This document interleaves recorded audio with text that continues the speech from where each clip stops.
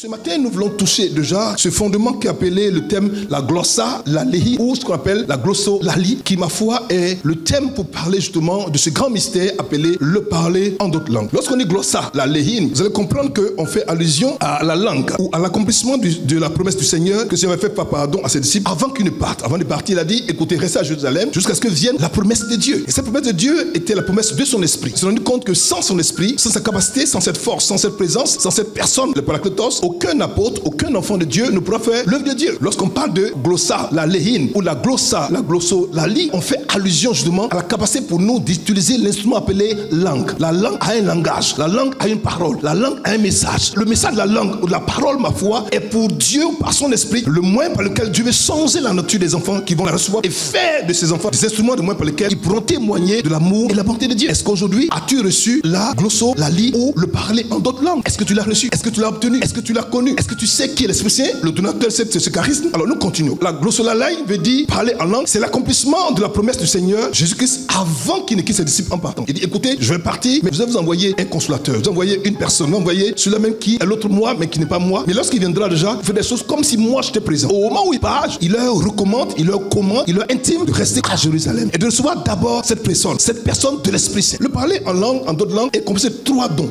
appelés des dons vocaux ou les dons d'inspiration. Le mot inspiration m'a amené à faire beaucoup de recherches. Et même encore ce matin, je réfléchissais, je me suis dit, mais pourquoi est-ce qu'on a fait les dons vocaux? On les a appelés dons dits d'inspiration. Mais c'est quoi l'inspiration? Lorsqu'on parle justement d'inspiration, nous faisons allusion à 2 mots latins. Le premier mot, c'est in, qui veut dire dans, et spirale, qui veut dire souffle. C'est comme si le souffle vient en toi. Le souffle vient dans toi. C'est comme si Dieu amène le souffle en toi au point où le souffle qui est en toi, qui est appelé la laine de Dieu, fera de toi une personne qui parlera comme si Dieu lui-même il a parlé. Quand le latin dit inspirare, c'est pour dire le souffle est dedans, le souffle est entré, le souffle est logé, le souffle est tabernaclé, le souffle a pris possession d'un corps et va communiquer la dimension, la capacité de Dieu au point où quand on te regarde, quand tu parles, quand tu agis, quand tu opères, on dit Dieu a parlé, Dieu agit et Dieu opère. Inspirare. Un homme inspiré, c'est un homme qui parle le langage de Dieu, mais sous la motion, sous la pulsion, sous l'action du souffle de Dieu appelé l'Esprit Saint. Je parle à quelqu'un ce matin. Le don de langue semble être le plus puissant, pour ne pas dire le plus important, quoique vu par certains comme étant le moins petit des dons. Généralement, on pense que le don des langues, c'est un don qui n'est pas important, c'est un petit don, au point où beaucoup de chrétiens aujourd'hui ne parlent pas en langue. Alors, une question se pose, savoir qu'est-ce le don de diverses langues? Parce que le thème c'est glossa, la lehin, que veut dire ceci? Je me suis posé une question. S'il est vrai que parler en langue est la résultante, et la conséquence, et la déduction faite de la promesse de Dieu à Joël, chapitre 3, comment ça se fait que lorsque justement il y a eu cette manifestation, pourquoi ce n'est pas la prophétie qui a interpellé les hommes, mais c'était autre chose? Parce que ce qui a été dit dans Joël, c'est pour dire, dans les derniers temps, les jeunes gens auront des visions, prophétiseront, pardon, et les vieillards auront des songes et des visions. Logiquement, ça veut dire que l'élément qui est mis en essai, c'est quoi? La prophétie. Mais au moment où justement ça se manifeste et que Pierre prend la parole et qu'il parle, Pierre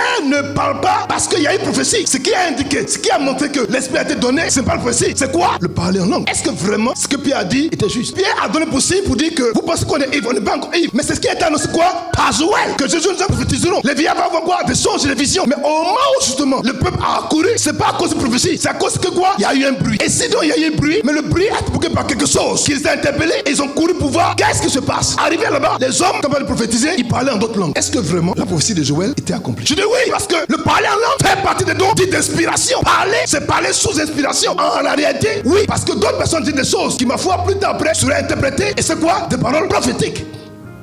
Ils ont parlé. Attends, j'arrive. Mon fils, continue. Donne-moi mon texte, pardon. Donne-moi mon texte. 1 Corinthiens 12, verset 10.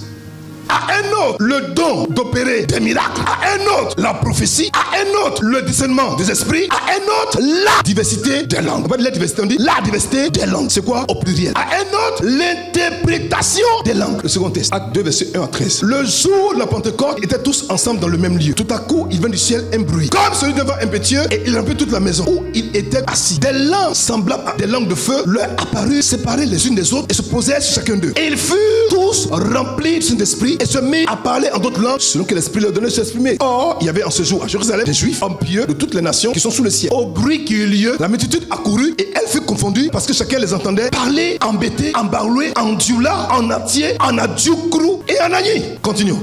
Ils étaient tous dans l'étonnement et la surprise. Ils se disaient les uns aux autres, voici, ces gens qui parlent ne sont-ils tous pas quoi? Des Burkinabés, des Maliens, des Français? Mais pourquoi est-ce qu'ils parlent en baoulé, en agni et en ashanti? Comment ça se fait? Et comment les entendons-nous dans notre propre langue, à chacun dans notre langue maternelle? En hébreu, Parthes, Mèdes, Élamites, ceux qui habitent la Mésopotamie, la Judée, la Cappadoce, le Pont, l'Asie, la Phrygie, la Pamphylie, l'Égypte, le territoire de la Libye, voisine de Cyrène, et ceux qui sont venus de Rome, juifs et prosélytes, crétois et arabes. Comment les entendons-nous parler dans nos langues des merveilles de Dieu? Ils étaient tous dans l'étonnement et ne sachant que penser, ils se disaient les uns aux autres, que veut dire ceci? Mais d'autres se moquaient et disaient, ils sont pleins de vin doux. Dis Amen.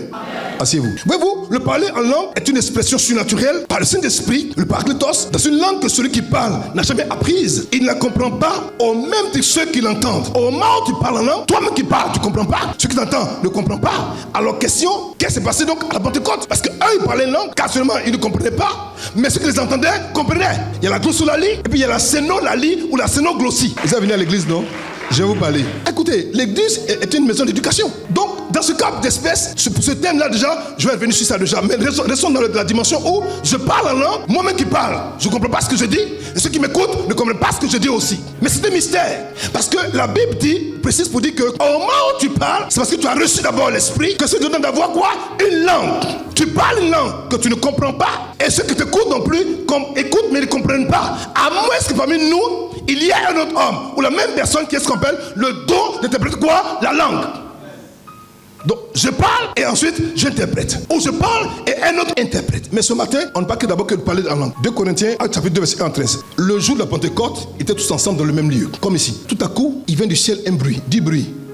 Quand vous parlez des hommes qui disent non, l'église va dire bruit, dis-leur que tu n'as rien compris. En fait, ils ne comprennent pas. Il y a bruit et il y a bruit. Ce matin, je me fais fort d'être le défenseur de tout ce qu'on a dit sur nous pour montrer au monde, aux gens qui sont incultes, qui ne savent pas Dieu, qui ne savent pas la Bible correctement, le bruit des chrétiens, des évangéliques qui connaissent Dieu n'est pas le bruit du monde. Tout à coup, il vient du ciel, un bruit comme celui d'un vent impétueux. D'abord, un bruit qui vient comme celui d'un vent. Les bruits ordinaires ne sont pas poussés par un vent. Nous, notre bruit, il y a toujours un vent derrière. Ce vent est le vent de l'inspiration, c'est le vent de Dieu, c'est le vent du souffle de Dieu. C'est un bruit accompagné, sous-tendu quoi? Par le pouvoir de Dieu. Il y a bruit et puis il y a bruit.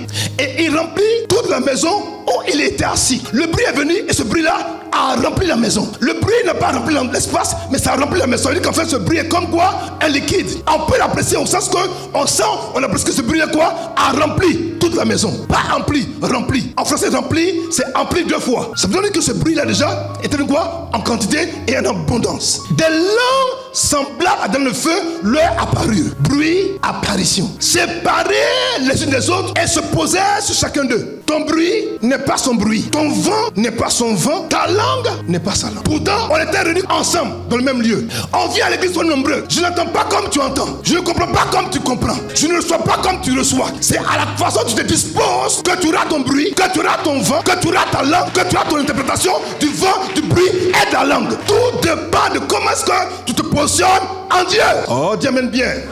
Il dit séparés. On est unis, on est ensemble, on est séparés. Oh, Dieu amène bien. On vient ensemble, on est séparés. C'est ça que si tu écoutes ton voisin qui te parle pendant le culte, mon frère, il va te conduire en enfer. Lui, il a son option. Au moment où il m'écoute, en même temps, il peut te distraire. Dis, on est séparés. Même à ton mari, mais vous êtes séparés. Est-ce que vous avez la même date de naissance?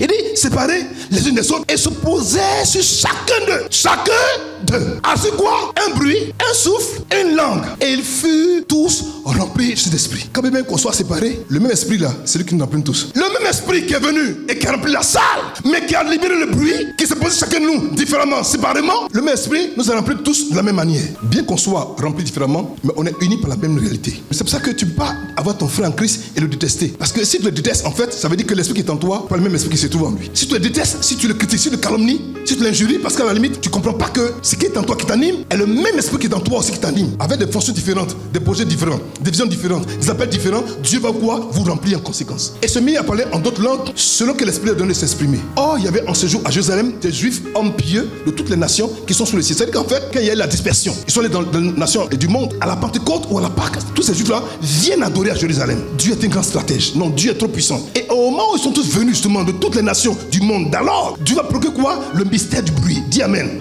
Je n'ai pas entendu. Amen. Et au moment où ils sont en train d'adorer, eux tous vont entendre un bruit. Verset 6. Au bruit qui eut lieu. Dites-moi, est-ce qu'un bruit peut amener un homme à savoir ce qui se passe? Si tu as un bruit de boum là-bas, qui va courir pour aller là-bas? Qui? Qu'est-ce qu'on fait? On fuit. Mais pourquoi est-ce qu'ils ont couru pour aller vers le bruit? À la réalité, quand il y a un bruit qui est assourdissant, au point où les gens sont loin, très loin, parce que de là où se trouvaient les apôtres, de là où se trouvait vraiment l'endroit où le bruit est censé venir, il y a une longue distance. Mais qu'est-ce qu'ils attiraient eux, tous ces hommes de toutes ces nations, à venir à ce lieu? Et comment est-ce qu'ils ont été conduits jusqu'à ce lieu-là? Pour savoir où se trouvait ce bruit. Ça veut dire qu'au moment où ils venaient, le bruit continuait. De même que l'étoile a guidé les mages, ce bruit a guidé quoi? C'est juifs du monde entier. Il te faut avoir un repère, un élément qui te guide vers la source de ta bénédiction. On dit au bruit qui eut lieu, la multitude, les Parthes, les Égyptiens, tous ces juifs-là ont couru quoi? Vers le bruit, vers cet endroit, vers l'endroit où, à leur grande surprise, pour eux, il y avait certainement un bruit. Mais regardez une seule chose. Au moment où ils quittaient leur endroit pour adorer, pour aller vers le bruit de leur trajet a commencé à changer quoi? De portée, de force et de signification. Ce qui est en distance était comme un bruit, plus ça approchait, a commencé à avoir du sens. Quand ils entendaient, c'était boum, bam, boum, bra. Mais à la prochaine fois, Jésus est bon, gloire à Dieu, tu es le merveilleux, tu es le trois forcé, tu es le glorieux. Ça commençait bizarre. Mais plus ça approchait, le bizarre a commencé à changer de forme. Le fond a commencé à sortir de la forme qui au départ était vue comme un bruit. Si tu prends le fond, tu vas me juger. Mais pour comprendre le fond, approche-toi de moi. Ne reste pas loin. Quitte là où tu es, viens là où je me trouve. Tu vas voir que la forme t'a attiré pour que le fond te bénisse. Tu as pensé que l'église évangélique c'est l'église de bruit. Non, mon frère, écoute-moi. Nous sommes censés, nous sommes élevés, nous sommes inspirés, nous sommes bénis, nous sommes prospères. Notre joie, on ne peut la contenir. Notre joie est une joie exubérante, mais une inspiration qui est fondée en Dieu. Nous ne sommes pas des idiots. Au contraire, là où il y a trop de silence, il y a beaucoup de morts. Quand tu ne comprends pas une chose, il faut demander. La forme extérieure, c'était vu comme un bruit. Mais le fond, c'était un message qui parlait de quoi? De merveille de Dieu. Mais pour comprendre ce merveille, il fallait quitter l'éloignement pour venir dans le rapprochement. Quand tu t'approches, ce qui est un bruit, tu fais quoi? Un grand message qui parle de quoi? Du grand Dieu. Tu me parles de quoi? Tu ne connais pas mon Jésus. Donc arrête de parler de ce que tu ne connais pas. Et elle fut confondue. Et ça commence par un bruit, mais il couvre un bruit qui peut être un danger. Mais il y a une force irrésistible, un pouvoir irrésistible, une puissance glorieuse qui va les attirer vers le bruit. Au moment où ils s'approchent de l'endroit, un endroit qui assurément n'était pas un endroit plaisant. Souvenez-vous que les apôtres, leur maître venait de mourir. Donc ils sont mis qu'à un endroit, ils sont cachés, ils sont camouflés, ils sont enfermés à tout tout. Ils avaient peur, ils ont quitté l'endroit. C'est-à-dire quoi? Le temple. Oh! La femme ce matin a dit Seigneur, mais Seigneur, vous les Juifs, vous dites que c'est à Jésus qu'il faut adorer. Mais nous on pense que c'est si seulement Garizim. Il dit non, il dit le temps vient. Et le temps déjà venu où ce n'est plus à Jérusalem qu'on va adorer, mais on adore Dieu en esprit et en vérité. Ça a commencé ce jour-là. Ils ont quitté le temple, quitté le lieu, ça s'est habité Dieu pour aller vers l'autre endroit. Là où l'esprit avait quitté le temple pour aller là où se trouvaient les hommes qui étaient quoi? Effrayés. La maison ne dit pas que forcément tu as la vérité. Elle peut être belle, grande, éloquente, glorieuse. Mais Dieu avait quitté le temple pour aller dans un autre temple appelé apôtre de Dieu. Ils sont allés adorer où? Au temple. Dieu a dit non. La dispensation a changé. On n'adore plus le temple maintenant. Maintenant on adore l'esprit en vérité. Mais pour l'instant là, c'est pas dans le temple, c'est quelque part. Suivez-moi. Le bruit était donc comme 10 bruits. Oh, 10 bruits. Le bruit était un ange. Dis amen. Le bruit était messager. Dis amen. Si le bruit est un message, c'est que le bruit est un messager. Pour qu'il y ait un message, il faut qu'il y ait un messager. Le messager c'était le bruit. Le message c'était l'ange qui portait le bruit pour, comme un symbole, comme un moyen, pour dire aux apôtres, pour dire aux hommes qui sont venus de l'extérieur, à cette multitude, pour dire écoutez, vous avez venu adorer au temple, mais au temple là-bas, votre adoration ne peut plus monter. Il y a une autre dispensation qui se met en place maintenant. Je vais vous montrer l'endroit où se trouve l'esprit qui va conduire l'humanité. Suivez-moi. Mais comme il ne peut pas le même langage, il fallait un langage qui peut les motiver tous. C'est vrai qu'il y a eu le bruit. Le bruit a été le seul langage que tous les hommes venant de tous les contrées du monde se retrouvent en une seule réalité appelée bruit. Pour les hommes du monde. Mais pour Dieu, c'est quoi? Langage. Il prend le bruit, il les prend du temple et les conduit résolument quoi? Vers le lieu où les apôtres étaient quoi? Assemblés. Et arrivé là-bas, chacun se dit mais ça il parle en marlé. Mais c'est l'entrée par en entier. Oh non, ça c'est à Djoukourou. Oh non, ça c'est guéri. Non, ça c'est Wobé. Non, c'est Bété. Il parle en Bété ici. Mais il n'entend pas en Agni. Ils comprennent. Il parle de quoi? Les merveilles de Dieu. Donc, dans sa propre langue. Il y a bruit et puis il y a bruit. Fais attention. Ils sont surpris. Je dis, mais c'est quoi ça t'as fait? Verset 7 continue. Ils étaient tous quoi? Dans le tournement de la surprise. Je dis, mais c'est pas possible. Qu'est-ce qui a commencé? On a entendu un bruit disgracieux, effrayant. Mais une force nous a tiré, nous a approché vers cet endroit. Et on est allé, plus on s'approche, on a découvert que ce bruit n'est pas un bruit ordinaire. C'est un bruit divin, c'est un bruit céleste, c'est un bruit qui procède du cœur de Dieu. C'est un bruit qui nous dit que c'est fini. Ça c'est fini. Je commence une chose nouvelle. Laissez tomber cette ancienne chose. Regardez maintenant vers la nouvelle chose. Il va dévier le regard des enfants de Dieu qui sont venus du monde entier pour dire le temple là, c'est plus là-bas que c'est tout mon esprit. Maintenant mon esprit c'est tout quoi? Ailleurs. Venez, je vais vous montrer où c'est tout. Tu peux venir trouver une grande cathédrale, un beau temple. Et puis Dieu n'est pas là-bas. Maintenant il y a un endroit où il y a du bruit. Mais plus tu approches du bruit, tu entends un message, tu entends une révélation, tu entends un mystère, tu entends un message. Tu dis mais au départ je me dis c'est bruit, mais ici là Dieu parle. Hein? Oh, dis amen bien. Oh, dis amen fort fort. Les uns aux autres. Voici ces gens qui parlent, ne sont pas tous des Galiléens, des hommes bizarres, des hommes du peuple, qui sont même pas importants, ils ne sont pas dans l'école. Est-ce que ce n'est pas des Galiléens? Ce n'est pas des enfants de Emma, ça, on les connaît, ils n'ont rien, ils n'ont rien. Quand tu es dehors, on n'a rien. Quand tu es dehors, on n'est rien. Mais il faut rentrer, tu vas voir. Verset 8. Et comment les entendons-nous dans notre propre langue à chacun? Précis encore dans leur langue maternelle. Pour qu'ils comprennent mieux, pas qu'ils se trompent encore, il a parlé dans leur langue, dans leur patois. Parce qu'on est beaucoup ici, tout le monde comprend pas le français. Mais dans ton patois là, si tu n'es pas possédé, c'est que forcément tu connais ton patois. Donc assurément, tu vas bien comprendre ton patois. Pour dire, non, ça là, il va bien parler. Dieu s'est assuré de parler d'abord, tu m'as compris. Mais après, il a précisé qu'ils ont parlé quoi? Dans leur patois. En Abidji, en Kourmen, en Atié, en Abé, en Guéré, en Koulongo, en Yakuba, en Bakoué, en Yak. Yakuba, c'est Yak, c'est en américain, c'est Yak. Et ils ont entendu ces choses. Ils sont surpris, ils sont étonnés, ils disent, mais c'est pas possible. Comment est-ce qu'on les entend? Pourtant, au départ, on a vu ça comme un bruit. Quand tu es loin, tu peux prendre un bouton pour un gros nez. Jusqu'au jour où tu t'approches pour voir que c'est pas un gros nez, mais c'est juste un bouton. Approche-toi, tu vas savoir que je ne suis pas si laid que tu crois, je suis beau. Dis beau. Oh, dis beau. Quand tu restes loin là, tu peux prendre quelque chose de bon pour quelque chose de mauvais. Verset 9. Ils entendaient ça quoi? On dit part. Ça, ils ne comprennent pas. Il faut dire Haché. Mais il faut dire Abek. Et là, il faut dire Abidji. Ceux qui habitaient quoi? Engrais. Dis engrais. Tu connais Mésopotamie? C'est trop loin. Il faut dire engrais. La Judée, il faut dire Makori. La Kabados, il faut dire Agdamé. Le pont, il faut dire Abobo. L'Asie, il faut dire Paris. Quand même, c'est un peu loin Paris. La Phrygie, la Pamphylie, l'Égypte, le territoire de la Libye, voisine de Cyrène. Tous ces endroits, ils sont venus de Rome partout.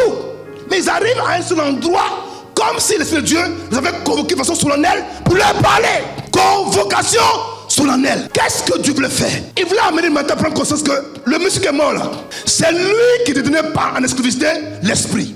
Il a fait une promesse, et la promesse là, il vient de la réaliser, mais il fallait que le monde entier entende parler de ça. Pourtant, il n'est pas dans le monde entier. Il est juste resté, il est né à Jérusalem, il est mort à Jérusalem, il s'est levé à Jérusalem, il est monté de Jérusalem. Mais le monde entier a entendu parler des merveilles à Jérusalem. Comme c'était allé quoi? Dans tous ces endroits. Tiens, le gars est fort. Le Seigneur est dangereux. C'est-à-dire, en même temps qu'ils sont venus, le message que pendant 3 ans et demi, il a destiné à Israël, tous les juifs du monde entier qui sont venus ont entendu le même message en étant le corps. En étant le corps. Ils ont tous été informés. Je vous assure d'une chose. Quand ils sont allés, qu'ils ont entendu les merveilles de Dieu, beaucoup se sont convertis. Jésus est fort. Je l'appelle affectueusement le divin metteur en scène. Il dit, comment les entendons-nous parler dans nos langues, des merveilles de Dieu? Dis-moi, quelle est la merveille des merveilles de Dieu? On les entend parler en Baoulé, en Abidji, en Agni. Ils vont d'abord parler d'abord de ce que, vous savez, le monsieur qu'on a vu compter, parce que c'est un prophète ordinaire. Il n'était pas ordinaire, c'était le grand Dieu. Il est venu mourir pour sauver l'humanité. Ils sont pétrifiés, ils sont subjugués, ils sont dépassés, ils comprennent pas, ils entendent dans leur propre langue, en adjoukourou, et il parle, il est mort à la croix pour te sauver. Ils sont dépassés, ils sont subjugués, ils sont étonnés, ils sont mélangés. Souvenez-vous qu'après ça, là, il y a une conversion de combien de personnes? Il dit, on entend parler quoi? Des merveilles de Dieu. Continue verset 12. Ils étaient tous dans l'étonnement. Et ne sachant que penser, ils se disaient les uns aux autres. Mais que veut dire ceci? Donc, ça veut dire que pendant qu'ils parlent des merveilles de Dieu, dans leur langue maternelle, ça les sépare. Mais après, pour se communiquer entre eux, ils parlent le langage qu'ils peuvent comprendre entre eux. Ils étaient tous dans l'étonnement et ne sachant que penser. Ils se disaient les uns aux autres. Que veut dire ceci? Dans d'autres versions, on dit quel est le sens, quelle est la portée spirituelle de ce qui se produit. Je vais vous expliquer. Mais d'autres se moquaient et disaient, oh, laissez-les. Mon ami, à l'heure où ça s'est passé là, même si quelqu'un est possédé, il ne peut pas boire du vin. Pourquoi l'accent de ce texte est mis sur les expressions langue, parler, s'exprimer, qui fait référence à la parole? Je me suis demandé pourquoi. Pourquoi dans ce texte de Actes chapitre 2, verset 1, verset 13, 12 fois l'expression liée à l'expression, le mot qui parlait d'expression, de parole, de langue, est donné 12 fois dans ce même texte. J'ai compté moi-même 12 fois. Alors, il suffit 12 faire référence au gouvernement divin. Dieu établit donc sous son règne sa volonté. Dieu fait une chose quoi? Nouvelle. Pour dire, c'est ce que tu vois là. Ce que vous demandez, qu'est-ce que c'est là? C'est Dieu qui est en train de travailler. C'est une nation de Dieu. C'est un projet de Dieu. C'est une œuvre de Dieu. Dieu parle mon Dieu au monde. C'est fini mes enfants. Je fais une chose nouvelle. Ce n'est plus autant qu'on va l'adorer. Maintenant on va adorer Dieu en esprit et en vérité. Maintenant le cas d'espèce, là où on parle là, ce n'est pas dans le temple là. Il y a un coin là-bas. Ils sont cachés, ils sont enfuis, ils sont enfermés là-bas. Mais l'esprit que tu cherches à voir pour venir adorer là, il est là-bas maintenant. Il n'est plus dans le temple. Si tu regardes dans une maison pour juger un homme de Dieu, pour juger une église, tu vas te tromper. Les apparences sont extrêmement trompeuses. Pourquoi c'est une langue, une parole, une expression que Dieu donne à son peuple et à ses disciples? Pourquoi il donne une langue? Pourquoi il donne une parole? Pourquoi il donne une expression? Pourquoi il leur donne de parler? La promesse de l'esprit aurait se caractérise par une prophétie. Mais c'est plutôt parler en langue. Mais avant de prophétiser, d'abord, il faut d'abord que ta langue soit d'abord délivrée. Dites-moi, quelqu'un qui a peur, il peut prophétiser? Donne-moi Jean chapitre 20, verset 19. Ils vont comprendre. Ils sont paroles vivantes. Jean 20, verset 19. Jean 20, verset 19. Regardez. C'est quel jour aujourd'hui? C'est quel jour là-bas? Donc on est dans le contexte. Il dit, ce même dimanche, tard dans la soirée, le Seigneur venait ressusciter. Les disciples étaient dans une maison dont il avait quoi? Dont il avait soigneusement verrouillé les portes. Ils avaient quoi? Soigneusement verrouillé les portes. Parce qu'ils avaient peur de leurs compatriotes juifs. Des gens qui ont peur. Peut-il prophétiser? Avant qu'ils prophétisent, Dieu devait d'abord quoi? Changer leur langue. C'est la raison pour laquelle, quand l'Esprit est venu, la chose qu'il a donnée d'abord, qu'on a regardé, qu'on a vu, ça avait quoi? Ça avait l'apparence quoi? D'une langue. Je vais vous dire une chose. La langue fait partie des 4 éléments qui sont les 4 éléments fécondants de la vie. La langue, le smème, le sang et la pluie. Donc, pour qu'il y ait transmission de la vie de Dieu à la vie des hommes, il faut que la langue soit d'abord changée. Quand tu veux voir la capacité de voir comment un homme est déjà, regarde comment il parle. Un homme qui est traumatisé, qui a peur. Ce Jésus est mort. Ils sont soigneusement quoi? Verrouillés. C'est-à-dire qu'ils ont mis la clé, ils ont mis le crochet, ils ont mis les bois, ils ont mis les derrière, ils ont mis le meuble. Ils sont, et puis trembler. Et puis regardez, au moins ils sont enfermés. Jésus vient au milieu d'eux. Question, il est passé par où pour rentrer? Bon, ça c'est pas ça mon thème ce soir. Ce qui m'intéresse, c'est qu'ils avaient peur. Comme ils avaient peur, c'est vrai qu'il a donné une langue pour ne pas qu'ils aient peur. C'est-à-dire que c'est ta langue qui va démontrer qui tu es. Et c'est ta langue qui va faire ce que tu vas devenir. Ce que tu vas devenir là, ce n'est pas ton papa ni ta maman. C'est ta langue qui va te faire devenir. Ta langue là, c'est pas pour manger à loco. C'est sérieux, c'est pour parler sur ta vie. C'est pour construire ton avenir. C'est pour bâtir ton devenir. Ta langue est le moteur spirituel que Dieu te donne pour changer ton devenir. Il arrache l'ancienne langue. La langue d'un homme qui a peur. D'un homme qui crée Dieu. D'un homme qui crée le monde. Qui crée les hommes. Il leur donne quoi? Une langue de feu. Langue de chair contre langue de feu. Quand on a la langue de feu, on fait quoi? On parle un langage de feu, un langage de force, un langage de courage, un langage de pouvoir. À la langue que tu auras, dépendant du message que tu vas distiller. Et dit, Jésus survint tout à coup. Il se trouvait là, debout au milieu d'eux. Et il leur dit que la paix soit avec vous. Quelqu'un à qui on donne la paix, c'est parce qu'il n'a pas de paix. Dans d'autres versions, il a dit ça 2 ou 3 fois. Parce que même quand il a dit ça encore, puis il avait toujours peur. Il dit que la paix soit avec vous. La peur a disparu. Et la paix s'est installée. Ce matin, je dis, mon fils, ma fille, que la paix, cette paix que le monde ne peut pas donner, cette paix qui vient du cœur du trône de Dieu, cette paix éternelle, cette paix puissante, cette paix glorieuse, que cette paix soit avec toi. Amen. Dans ta vie spirituelle, amen. Dans ta vie physique, amen. Ta vie sentimentale, amen. Ta vie financière, amen. Ta vie professionnelle, amen. Dans tes finances, amen. Dans tes projets, amen. Que la paix soit avec toi. Jésus est fort, hein? La Pâque cette année-là. Et je vais expliquer le mystère, la différence entre la matière et l'esprit. Je vais montrer que la Pâque a démontré que quand on est né de nouveau, la matière n'est plus pour nous comme un handicap. La Bible est plus grande des sciences qu'il y a dans l'univers. Il faut savoir voir l'esprit de Dieu pour comprendre. Quand tu es inspiré, tu comprends. Je vais te parler cette année. Donc la crainte envahit le cœur. Les apôtres sont enfermés à double tour. Ils sont traumatisés, ils sont paniqués. Mais je me rends compte que c'est parce qu'ils avaient peur. En Jean 20, 19, que le Seigneur envoie le bruit pour les fortifier. Le bruit qui est venu remplacer la peur qui avait été. Quand on veut que quelqu'un sorte sa torpeur, on le bouscule, non? On le remue, non? Il les a exposé quelque chose qui fait que quand la peur, quand le bruit est venu, le même Pierre, le même Jean, le même Jacques, il y a quelques heures, quelques jours, était apeuré, enfermé à double tour de Jacques. Quand il est venu, il ne peut plus rester enfermé dans la même maison. Le bruit a eu pour incident, pour effet, de la maison à changer quoi? De position et d'endroit. Les enfermés n'ont plus peur de s'exposer. Qu'est-ce qui s'est passé entre temps? Qu'est-ce qui a fait qu'il n'a plus peur de mourir? Au point où Pierre se met devant tout le monde et va parler à la foule. Il leur parle sans peur, sans crainte. Il a reçu quoi? une nouvelle langue. J'ai compris que le problème des chrétiens, c'est un problème de langue. Si ta langue est dans tous les cancans, les mumus, les calomnies, les torpillages, les affairages, les quoi, vos mots là, comment on appelle ça? Les bérets.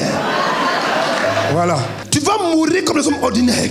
Mais si tu te sépares et tu sépares ta vie de ce qui est vil, de ce qui est mondain, de ce qui est bizarre, de ce qui est humain, de ce qui est diabolique, que tu laisses ta langue être affectée par la présence de Dieu, par la force de Dieu, par le feu de Dieu, ma fille, mon fils, ta vie va changer radicalement à cause de ta propre langue qui aura été changée. Ce que tu diras, c'est ce que tu obtiendras. La vie et la mort sont au pouvoir de la langue. La vie que tu dois avoir se trouve déjà dans ta langue. Mais tu prends une langue pour détruire, pour tuer. Quand tu fais le mal, quelle que soit la façon de faire le mal, pour toi tu es content, tu atteins tes objectifs. Mais demain, là, tu rends compte à Dieu. Que Dieu vous bénisse.